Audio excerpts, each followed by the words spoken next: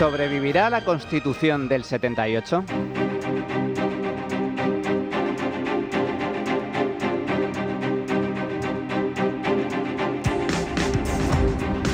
La Constitución acaba de cumplir 46 años, casi medio siglo de historia, con sus luces y sus sombras, sí, pero con muchas más luces que sombras. Para empezar, porque la Carta Magna instauró la democracia y las instituciones que la sustentan, empezando por la monarquía parlamentaria, dando como resultado una de las etapas de mayor estabilidad política y social de la historia de este país. Además, es fruto de la transición y, por tanto, del espíritu de concordia y reconciliación que permitió cerrar las profundas heridas que dejó tras de sí la cruenta guerra civil. Durante este periodo, España ha llegado a situarse entre los 20 países más avanzados del mundo, siendo además una de las democracias más consolidadas y de mayor calidad. La Constitución también impulsó la apertura de España al exterior, cuyo culmen fue la ansiada integración de España en la Unión Europea y la posterior entrada en el euro. Es la principal garante de los derechos y libertades básicos del individuo, así como de la convivencia y unidad de todos los españoles. Y si a todo ello se suma el desarrollo económico logrado desde finales de los años 70, con la consiguiente mejora del nivel de vida de la población, el balance es, sin duda, muy positivo. Su valor, por tanto, es incalculable. La Carta Magna establece las reglas del juego democrático y es el pilar que sostiene al Estado de Derecho. La Constitución es el origen y fundamento de la democracia liberal en España, de modo que sin Constitución no hay democracia y sin democracia no hay Constitución. Sin embargo, sus enemigos son muchos y son muy poderosos. El régimen del 78 siempre fue el objetivo a batir de comunistas y nacionalistas, pero dado que su apoyo y representación social siempre fue minoritario en el conjunto del país, nunca pudieron derribar su andamiaje. Nunca hasta ahora. Porque ahora cuentan con un aliado muy valioso, con un aliado esencial, el Partido Socialista de Pedro Sánchez, cuya deriva autoritaria supone una amenaza directa a la Constitución y a la democracia misma. Veamos.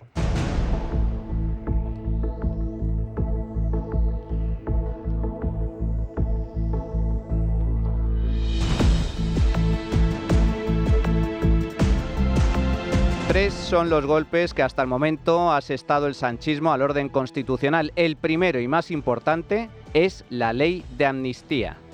El indulto generalizado que el PSOE y sus socios otorgaron a los golpistas del separatismo catalán marcó un trágico punto de inflexión en la historia de la democracia española. El 30 de mayo de 2024, el Congreso, con los votos de PSOE, Sumar, Podemos, RC, Junts, Bildu, PNV y BNG, consumaron la felonía, poniendo un punto y aparte al Estado de Derecho y al imperio de la ley. La amnistía no es un indulto ni un perdón, es un cambio de régimen, un intento de golpe de Estado desde el propio Estado, ya que es clara y abiertamente inconstitucional. La amnistía es, además, el mayor acto de corrupción de la democracia. No hay corrupción mayor. Sánchez decidió enterrar el Estado de Derecho y la igualdad ante la ley a cambio de 7 míseros votos para mantenerse 4 años más en el poder.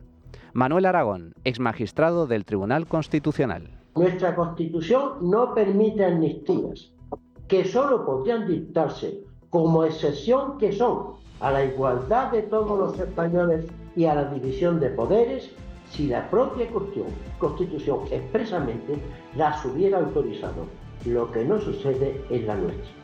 Por mi parte, esto lo vengo sosteniendo desde hace mucho tiempo, así por ejemplo, en un libro publicado ni más ni menos que en 2002. Pero menos aún permite nuestra Constitución una amnistía como esta de ahora, cuya redacción la imponen los propios amnistiables. y que no está al servicio de los intereses generales, sino de un mero y notorio interés particular: el pago por la compra de unos votos que el presidente del gobierno necesita para mantenerse en el poder. Es sencillamente trágico porque una vez aprobada la amnistía, ya no hay límites. El Estado de Derecho, el imperio de la ley, consiste en que los políticos y por tanto los gobiernos no pueden hacer lo que les venga en gana. Hay reglas, hay líneas rojas que no pueden traspasar y esas líneas son las leyes. Leyes que a su vez se tienen que ajustar a una serie de principios básicos con arreglo a la Constitución y por eso mismo es un ataque frontal a la democracia española. Cayetana Álvarez de Toledo, diputada del Partido Popular. Bueno, en primer lugar es una transacción corrupta, es poder a cambio de impunidad. Sánchez lo que hace es comprar los apoyos de un delincuente a cambio de borrar sus delitos y eso tiene solamente un sucio nombre, que es corrupción. Es una operación sin parangón ni precedentes en cualquier nación democrática. Sánchez invoca la convivencia para destruir la convivencia. De hecho, la ley de amnistía forma parte de un proyecto más amplio, un proyecto contra la alternancia política en España. Lo que busca es impedir que la derecha pueda gobernar en España. Tiene sus raíces en el proyecto inicial de Rodríguez Zapatero, de pactar con todas las fuerzas separatistas, todas las fuerzas golpistas, el mundo incluso de Batasuna y de ETA, para impedir que la derecha pueda gobernar. En ese sentido es un proyecto radicalmente antidemocrático, que atenta contra el pluralismo, que atenta contra la alternancia y que atenta contra el espíritu fundacional de la Constitución, que es precisamente hacer posible la convivencia de los distintos y su representación política a través de la alternancia en el gobierno. Y una vez aprobada la amnistía, ¿dónde está el límite? ¿Qué será lo próximo?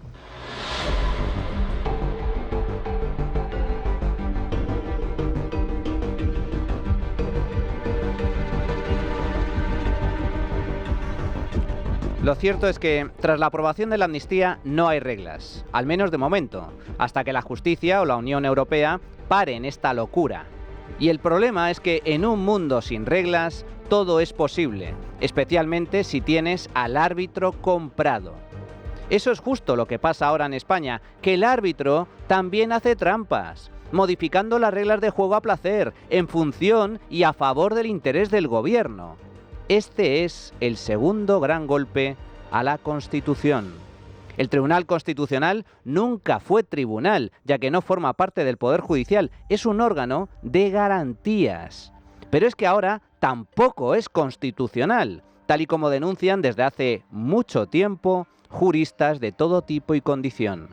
Prueba de ello es que este tribunal, con Cándido Conde Pumpido al frente, ha borrado de un plumazo el caso de los ERE, el mayor caso de corrupción en democracia, arrogándose competencias que no tiene y funciones que le son ajenas. El Constitucional no está para reexaminar casos que ya han sido juzgados. Esa es tarea de los jueces. Es un tribunal de garantías, no un tribunal de casación. Pero aún así, por primera vez en democracia, ha corregido al Tribunal Supremo en la interpretación de hechos que ya habían sido juzgados, revisando así sentencias que eran firmes. Semejante tropelía da a entender que el caso de los ERE jamás existió, como si todo hubiera sido fruto de un montaje o de una ensoñación. Y lo peor, claro está, es que asistimos al vergonzoso perdón de políticos corruptos por parte de otros políticos no menos corruptos, porque, una vez más, no hay mayor corrupción que la corrupción institucional. Cuando la corrupción forma parte del sistema, cuando la corrupción es el sistema mismo, el problema es que la corrupción no solo se perdona y se tolera, sino que se aplaude. Juan Espadas, en el Congreso Federal del PSOE celebrado la semana pasada. Como secretario general de los socialistas andaluces, que dé unas gracias muy especiales, y lo vais a entender. Hoy quiero darle las gracias a unos invitados a este Congreso Federal que vienen hoy aquí y a los que quiero hacerles un reconocimiento por justicia. Compañeros y compañeras, gracias Manolo, gracias Pepe Griñán, Gracias Manolo Chávez, gracias Magdalena, gracias Carmen, gracias Miguel Ángel, gracias. Y si la corrupción se aplaude, si la corrupción se admira y se defiende desde las instituciones y los partidos, es lógico y normal que se ataque ferozmente a quien ose denunciar y criticar tales atropellos. Es el mundo al revés, sí, pero tan real como la vida misma. Sánchez tiene imputada a su mujer, tiene imputado a su hermano, al que fue su número 2, exministro y exsecretario de organización del partido, José Luis Ábalos, a su amigo Koldo García y al fiscal general del Estado, y a otros tantos que vendrán detrás. Además, con independencia de que sea o no delito, al margen de que haya o no condena, hay algo que se llama moral, que se llama ética, que se llama decencia. Y nada de eso existe ya en el gobierno del PSOE, empezando por el presidente, José Luis Martínez Almeida, alcalde de Madrid. No está acreditado que Begoña Gómez, sin ser licenciada, obtiene una cátedra extraordinaria en la Complutense. No está acreditado que Begoña Gómez ha ido obteniendo fondos de empresas que están bajo la supervisión y la regulación de su marido. No está acreditado que Begoña Gómez se reunió con el presidente de Indra, que no es algo habitual, para que le hiciera un software gratuito. No está acreditado que Begoña Gómez ha registrado el software a su nombre y por tanto se está lucrando de ese software que era para la cátedra extraordinaria de la Complutense. O no está acreditado que Begoña Gómez está promocionando esa cátedra entre diversas empresas. Para mí eso, desde luego, ya es motivo de dimisión de Pedro Sánchez. No tengo ninguna duda, porque hay una evidente confusión. Al margen del reproche penal, es inadmisible desde el punto de vista ético y político que la mujer del presidente del gobierno se dedique a recaudar fondos de empresas que están bajo la supervisión y regulación de su marido, que se dedique a patentar a su nombre un software, que se dedique a ir al presidente de Indra. ¿Usted cree que el presidente de Indra la recibe porque se llama Begoña Gómez o porque es la mujer del presidente del gobierno? ¿Hay alguien que tiene alguna duda que si se presenta Begoña Gómez sin ser mujer del presidente del gobierno, el presidente de Indra no la recibe? ¿Hay alguna duda de que los responsables de esas empresas tienen en cuenta que Begoña Gómez no es Begoña Gómez particular, sino Begoña Gómez, mujer del presidente del gobierno? ¿Y alguien piensa que el presidente del gobierno no sabía lo que estaba haciendo Begoña Gómez? Los escándalos se suceden día tras día, a cada cual mayor. Pero no pasa nada. Aquí no dimite nadie. Es más, Sánchez, lejos de sentir vergüenza o culpa alguna, interpreta el papel de víctima, como si todo fuera fruto de una oscura conspiración judeomasónica de jueces y periodistas para echarle del poder a la fuerza. A mí cuando me dicen: aguanta Pedro, ánimo, yo lo agradezco mucho, de verdad, de corazón. Pero os digo una cosa.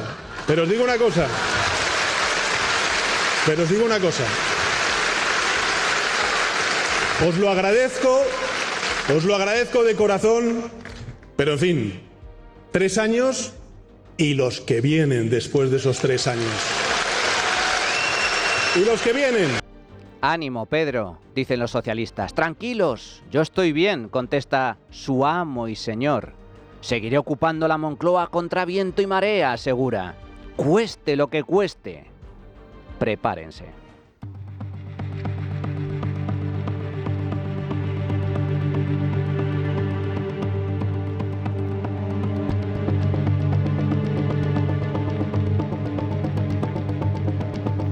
Y en estas estamos y en estas seguimos, con un presidente ávido de poder, dispuesto a todo con tal de seguir gobernando, a pesar de que España asiste asombrada al mayor escándalo de corrupción conocido hasta la fecha. Mientras la cúpula socialista y el gobierno en su conjunto repiten sin cesar que los únicos culpables de toda esta historia son los jueces, por prevaricadores, y la prensa libre, por mentirosa y manipuladora. Santos Cerdán, secretario de Organización del PSOE. Tratan de imponer su visión reaccionaria a través de mentiras. Mentiras que cuestan vidas, como cuando van en contra de las vacunas o en contra de la realidad del cambio climático. Tergiversan declaraciones, generan bulos, manipulan imágenes. Son las mismas mentiras de siempre, pero propagadas rápidamente con altavoces en programas de televisión en prime time, en programas de radio, en digitales, en tertulias, en canales de YouTube, en redes sociales o en columnas de prensa de toda la vida, incluso en sede judicial. María Jesús Montero, ministra de Hacienda. Tenemos que hablar de aquello que realmente le interesa a la mayoría social de este país, pero combatir cada uno desde su posición la desinformación, los bulos, las mentiras, porque son, como decía, la principal amenaza que en este momento tienen las democracias. Ya no solo basta con no tener caldo de cultivo para que los autoritarismos florezcan. Sabéis que siempre digo que más política pública es un antídoto frente al autoritarismo. Ahora también tenemos que meter dentro de los ingredientes el combate contra los bulos, contra la mentira y contra la desinformación. Nunca antes en la historia de la democracia española, que está cerca de cumplir 50 años, nos habíamos enfrentado a una amenaza semejante. Desde el gobierno se señala y amenaza a jueces y periodistas. Este es el tercer gran golpe de Sánchez a la Constitución. ¿Somos conscientes de la gravedad de la situación? ¿Sabemos lo que nos estamos jugando realmente? La izquierda habla de censura y de controlar a los jueces, y eso implica acabar con la democracia, porque no hay democracia posible sin prensa libre ni jueces independientes. Y eso, ni más ni menos, es lo que amenaza con destruir el PSOE. Ayer, España celebró el aniversario número 46 de la Constitución. Su contenido sigue vigente, sí. El marco constitucional aún está en pie, cierto. Pero la Carta Magna está herida y bajo amenaza de muerte tras los atentados cometidos por el Rojerío Patrio. No es el fin de la Constitución. Aún queda el rey, aún queda la justicia y, sobre todo, aún quedan las urnas. ¿Sobrevivirá entonces la Constitución del 78? Pues, en realidad, depende de los españoles, de nadie más. Está en nuestras manos ahondar en el desnortado declive emprendido por Sánchez o corregir el rumbo hacia un futuro mejor.